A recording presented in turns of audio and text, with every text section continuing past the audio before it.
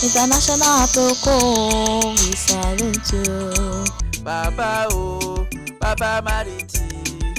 Baba Baba Mariti. International protocol, we salute you. Baba Mariti, the ogbonge landlord.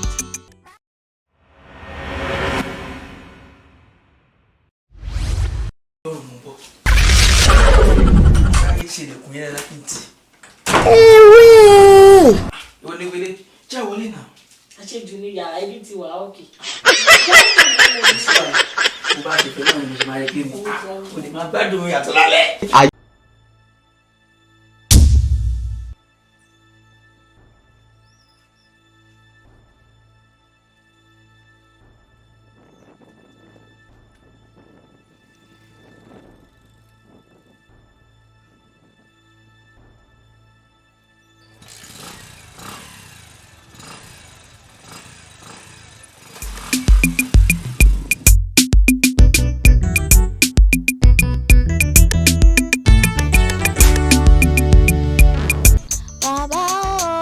Baba Mariti, international protocol, we salute you.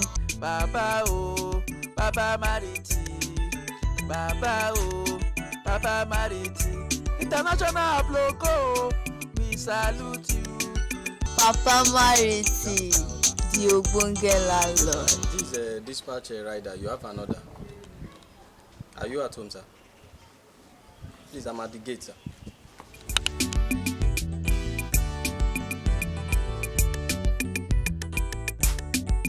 I remember. Wow. Yeah, okay, dispatch further, right? Thank you so much.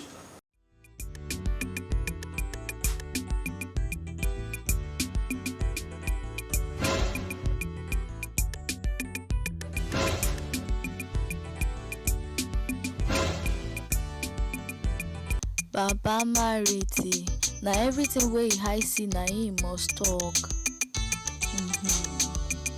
Everything wey I see na him must talk. Even the one wey you no see, he must to talk am. Baba Mariti, international protocol, we salute you. Baba Baba Mariti. Baba Baba Mariti. International protocol, we salute you. Papa Mariti, the ogbonge landlord. Baba Mariti, no dey give for anybody.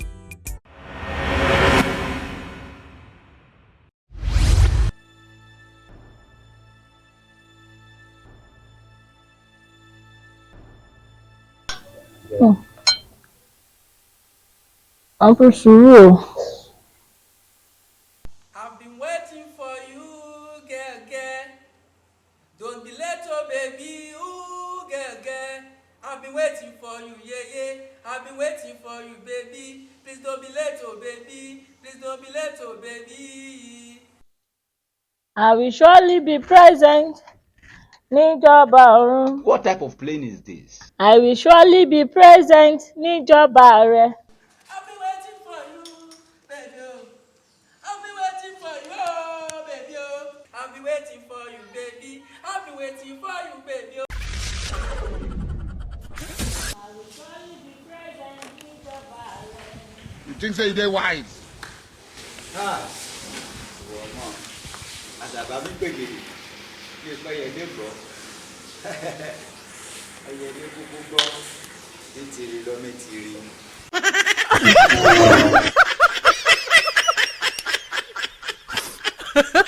Ní kíni tó máa fẹsẹ̀ gbálẹ̀ kiri? Ṣé nǹkan tẹ̀ ń wá nídìí akọ iṣu ẹ máa rí nídìí iṣu ewùrà? She what? Ọdùṣì. Tẹ́ ẹ rìn kiri. Àyìnṣẹ́. How are you? What's up, my nigga? Come on, baby. Inú ra nù. Lórí ibú bàbá láńlọ́ọ̀dù èyí ni máa pa wọ́n gbẹ̀yìn rẹ̀.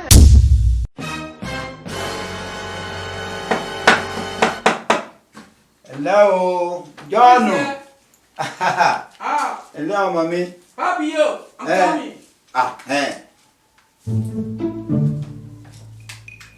Mommy dúró dè ọ́ o. Ẹ jẹ́ má bínú mo ń bọ̀. Èmi náà ti dúró. Bàbá. Àárín ewu lọ́sàn. Ẹ wo, sáré dáná ni ẹ mọ̀. Àti kò sí girlfriend nílé. She what? Oúnjẹ àbọ̀ ìsìn domi náà ni. Jókòó. Jókòó. Kí ni mo bí fi ṣe yín lálejò báyìí? Àlejò kẹ. Papi yo, the one and only Baba Mariti, ògbóngẹ́ number 1 tí ó ní rival. Ó bẹ̀rẹ̀ rẹ ni. Mo mọ̀ wípé bẹ́ẹ̀ ṣe wá yìí. Continue. Má dìgbò tán mi, ẹ ti gbọ́ information kan. Tàbí kó jẹ́ pé if I can remember, it's been so long. Ṣé kò sí ọ̀kan ṣá, ṣé kò wù? Ẹ kò kú sí. Make more information. Mo méjì ló gbé mi wá. Mi kí mi wá rí kú ọ wí àkọ́kọ́ nínú rẹ̀. Wí ení. Mi kò wí ení. Ení. Ó ní wípé owó ilé rẹ̀ ó ti fẹ́ expire o. Ṣé o gbàgbé wípé next month ni owó ni a kú pé? Ẹ fọ́lá ni mẹ́. You know me too well na bàbá yẹn mọ̀ mí dáadáa. Èmi máa ń sanwó lẹ̀ yẹn ti gbàgbé ni mo ti pẹ́ mo máa ń sanwó lẹ̀ kó tó expire. Ayé máa sọ̀rọ̀ yìí ta yóò lè fọ́ máa bàbá yẹn wọ́n tó láàkì mi gan. Ẹ ti fọ́lá ni. Wọ́n ti ẹ̀jẹ̀rì rẹ̀. Ó ẹ̀jẹ̀ wo lé. Senior tenant ni ọ́ nínú ilé. Èjì ni wípé mélòó nírú rẹ̀ lọ mọ kémi wípé kò sánkú tàbí kò kú lójijì. Wo jẹ́ kí mi sọ kíní kan fún ọ. Ọ̀rọ̀ àmọ̀ràn ni o. Kí ọmọ finú fèrèfèrè bí ewúrẹ́ gbé mángòrò. Ọ̀rọ̀ àmọ̀ràn ni o. Mo mọ̀ wí ó ní fẹ́ gbọ́ tèmi o. Bàbá ẹ sọ̀rọ̀. Mo ti gbọ́. Ọmọ kí omi gbá omi tẹ̀lé ni. Ọmọ amúgbó kí omi búramúramù ni. Ó ya wèrè o. She what? Èsì ojú rẹ̀ ló ti sọ wí òun agbá mi lẹ́sẹ̀. Ìfún mi á yí kọ́nà. Bàbá yín lè fa gbogbo kíní yìí. Láti lè aṣọ fún yẹn yìí máa fáwọn good lumps àwọn miscreants. Àwọn táàbù àwọn tí wọ́n níran ẹ̀yin náà wọ́n gbé sórí ó gbé rọ́ọ̀gì sórí ṣé ìrọ̀ kìíní kan máa gbé rọ́ọ̀gì sórí ni ẹ wo èmi náà I'm educated I'm a learning person kò dàbí yẹn ilé fana ibẹ̀ yìí landlord tọ́gì. Ó ti dá mo ti gbọ́ tiẹ̀ yóò bá gbọ́ tèmi fẹ̀kọ̀ tẹ́lẹ̀ mo ti mọ̀ wí ọ̀nì fẹ́ gbọ́ àmọ̀ràn mi sórí ọ̀dà fetí ẹ̀ lẹ̀ ìyàwó rẹ̀ kí ọmọ tẹ̀lé ọ̀nì. ìjọba máa ká ọ ìjọba máa mọ̀ nínú sí níbẹ̀ o torí kí ọba pọ́n wẹ́lẹ́wẹ́lẹ́ nínú sí níbẹ̀ o. Bàbá ẹ tó wá disappoint me. Ó ti máa tó bí occasion mi méjì mẹ́ta yẹn gan rí ṣé màá ti gẹ́ ẹ gbogbo agbátira wa ni irú yẹn ṣe mi. How would you compare such thing to me? Bàbá tó wà educated àwọn tó ní PhD àwọn tó ní master wọ́n bẹ̀ mí wọ́n sì ń bẹ̀ mí tí mo dáhùn lóhùn àwa jẹ́rú ọ̀mú mo tẹ́ mọ̀ bí wọ́n ti gbọ́dọ̀ tó gbọ́dọ̀ tó máa kú tọ́nu irú ìyẹn ṣe mi. You think say you dey wise? Mo ti gbọ́. Bàbá Ọ̀rọ̀ rẹ ti yé mi. ẹ wọ ẹ̀yìn àrùn ọkọ̀ tẹ̀sán ẹ̀yìn àkàmọ́ bá ní gbọ́ǹta kò jọ o. Kí mi má rò mọ́. John ẹ wo ìgbà tó kọ́kọ́ bí mi nígbà tí mo wọ́n wáyé John the Baptist ni mi. Kò sóko ló pọ̀ pẹ̀lú obìnrin I'm a gentleman to the core tẹ́lẹ̀ máa wò ẹ lọ kọ́lẹ̀ fada ni máa padà ṣe.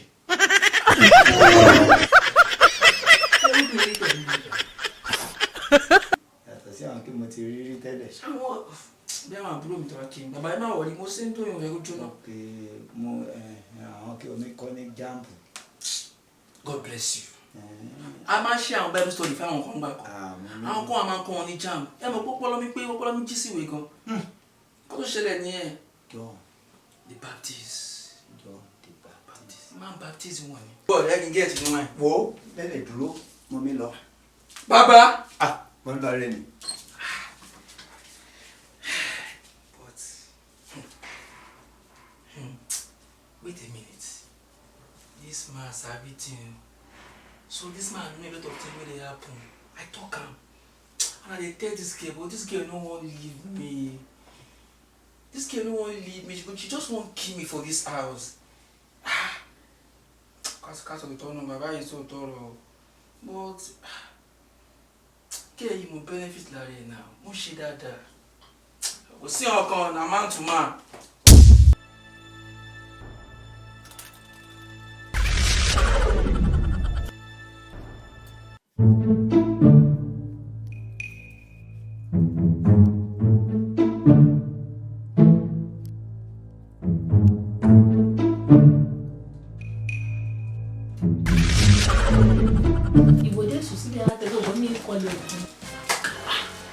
Kí ló ń ṣe báyìí? Kí ló ń ṣe bí báyìí? Kí n ṣe? Ìwọ ọmọ ìṣàfihàn kó mi sí wàhálà. Ṣé o like mi ni? Ṣorí nǹkan tí mò ń try àti sọ fún ẹ ni wípé ṣó o mọ bí táwa yìí wọ́n ti ń suspect wa. She what? Baba Mariti gbọ́dọ̀ mọ bóyá sọ̀rọ̀ tó ń ṣe gbogbo satellite. Ó dẹ̀ wọ́n pé bàbá tá à ń sọ yìí satellite ni ó cover everywhere. Continue. Kò imagine pé bó ṣe wọlé yẹn sí wa rí ẹ̀ sìn. Ó wá ra mú ẹ sọ́wọ́. Are you playing? Ó wá sọ fọ́kọ ẹ̀ tí ó kọ́kọ́ ẹ pa mí ni tó dẹ̀ mọ bọ́kọ ẹ ṣe rí. Ṣó ṣàṣọ pé nǹkan kan tẹ̀lé wọn ò wú ẹ.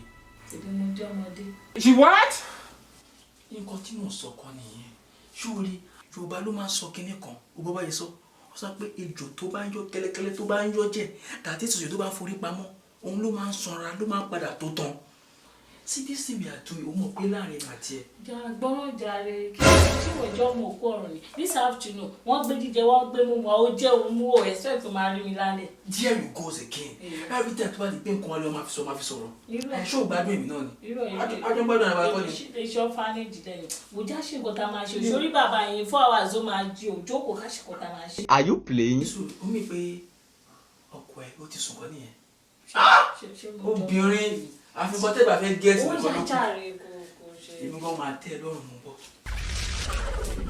Sáré tí ilẹ̀kùn yẹn láti ń tì. Wọlé jẹ́ wọlé náà. Aṣèjú ní yàrá ibi tí wà ókè. Kò sí wàhálà. Bó bá ṣe fẹ́ náà ni mo ṣe máa rí kí ni. Mo lè máa gbádùn mi àtọ̀ lálẹ́. Are you playing? Gbádùn mi. Èmi náà mo ṣe kiri kan. Jesus is Lord. What type of plane is this?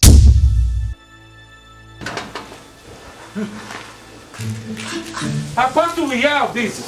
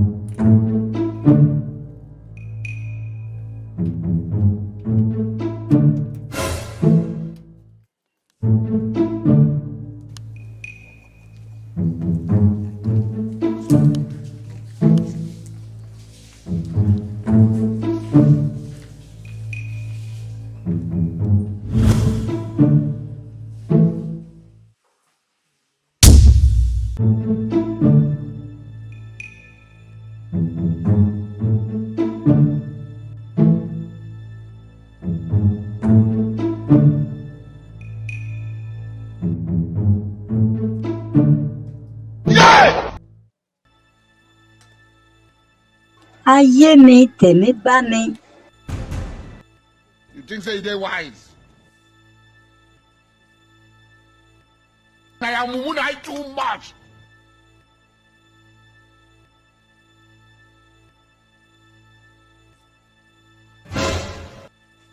Ilẹ̀ ti mọ́ olóró. Ojú ọ̀kẹ́rẹ́ ti dá. Ọ̀rẹ́rẹ́ rẹ̀ lóde. Òjò kó pàjẹ́ lóru ni. Continue. Ó kú bó ṣe adélé ròyìn. Ọmọ burúkú.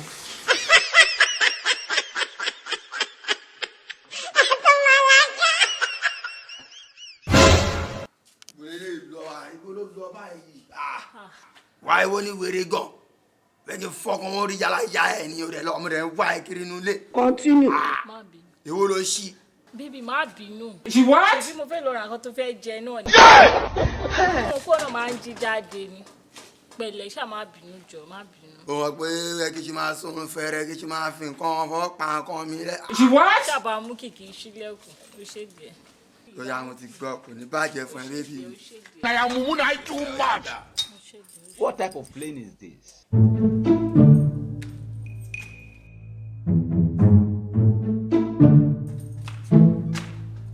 You think say they wise? Oya máa gbọ́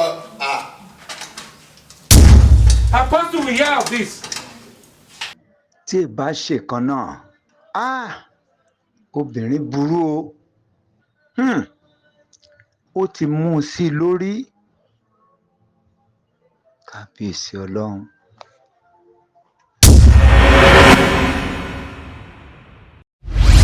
Good day to our lovers all over the world.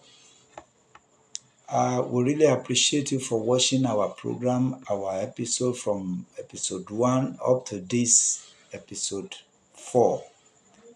Baba Mariti is a story full of experience of what is happening in our surroundings and societies.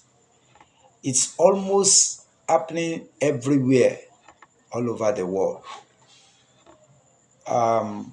Well, your own experience might be similar to our own experience, but this is what is happening almost everywhere. So if you have gotten such an experience, such an idea, please don't hesitate to message us at the comment section, or you private chat us on our WhatsApp number. Then we'll have your idea added to our own idea too. Thanks very much, and please try to like our video, share it with others, and give whatever comments you think you can give to us to advise and to encourage us. Thank you. Until we meet at the next episode. Bye. We salute you. Baba Baba Mariti, Baba Baba Mariti, international logo. We salute you. Baba Mariti, the ogbonge landlord. Baba Mariti, no dey gree for anybody. He no go ever gree for anybody. Ogbonge comedy. Sir Victor Olutomi, I throway salute. If you dey watch this series, abeg carry water for your side, especially if you dey chop pepper. Just take water, take your time, relax and enjoy this ogbonge comedy.